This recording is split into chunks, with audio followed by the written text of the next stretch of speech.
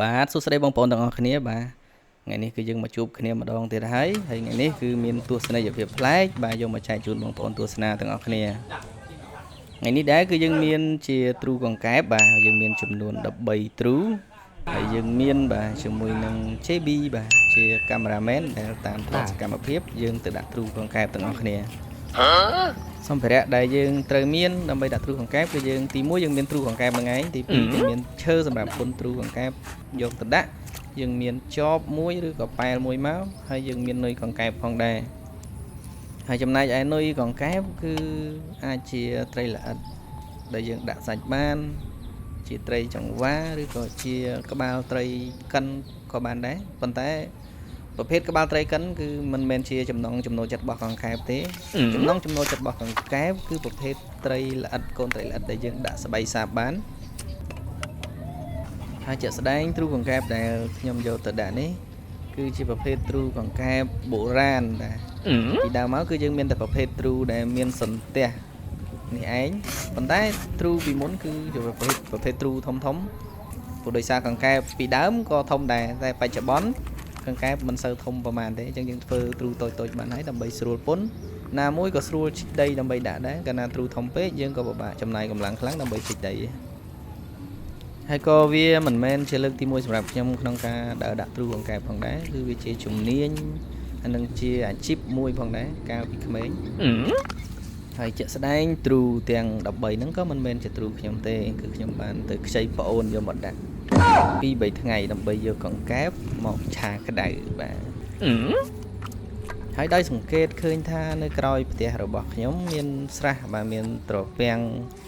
ដែលមានកង្កែបធំបាទឲ្យតដើរកាត់គឺវាលោតចូលទឹកហើយអញ្ចឹងបាទខ្ញុំកំណត់ចំណាំមុខទុកជាយូរមកហើយថ្ងៃនេះក៏មានឱកាសបាទបានទៅខ្ចីទ្រូប្អូនយកមកដាក់ហើយដឹងថាបានកង្កែបច្រើនហើយថ្ងៃនេះព្រោះដោយសារអីគឺកន្លែងហ្នឹងគឺអត់មានអ្នកដាក់ពីមុនទេ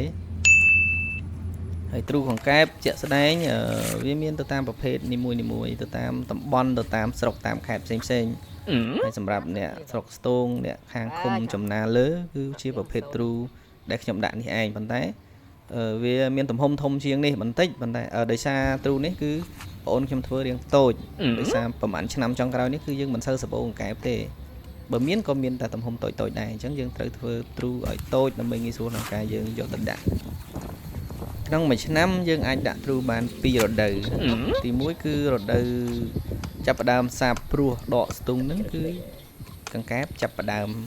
បន្តពូជហើយវាចាប់ផ្ដើមធំធាត់មកវារត់រៀលពេញស្រែតែម្ដងអញ្ចឹងពេលហ្នឹងគឺយើងដាក់ទ្រូចម្រាញ់យកតែកង្កែបធំដែលវាចូលទ្រូព្រោះធម្មតាកង្កែបតូចក៏អាចចូលទ្រូបានដែរដោយសារសន្ទះរបស់យើងគឺមានកៅស៊ូសម្រាប់យិតអញ្ចឹងបើកង្កែបអត់ដល់ຂະຫນាតគីឡូវាទេគឺចូលអត់រួចទេវាអត់ធ្លាក់ចូលក្នុងទ្រូរបស់យើងទេហើយការដាក់ទ្រូលើកទី2គឺនៅរដូវច្រូតកាត់នៅពេលដែលទឹករីងដាច់ទឹកដក់នៅតាមគុម្ពស្រូវគឺជាឱកាសវិសេសវិសាលក្នុងការដាក់ទ្រូកង្កែប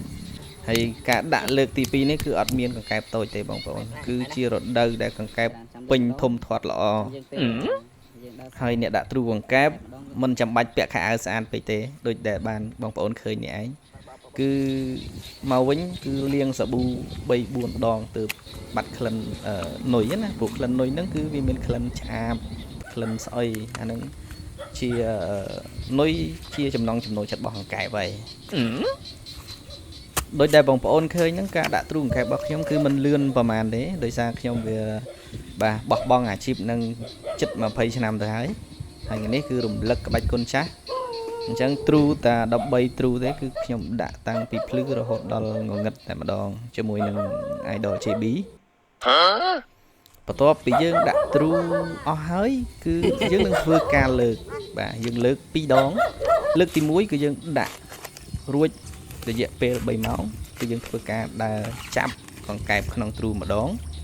ហើយលើកទី2គឺយើងនឹងលើកនៅពេលព្រឹកបាទ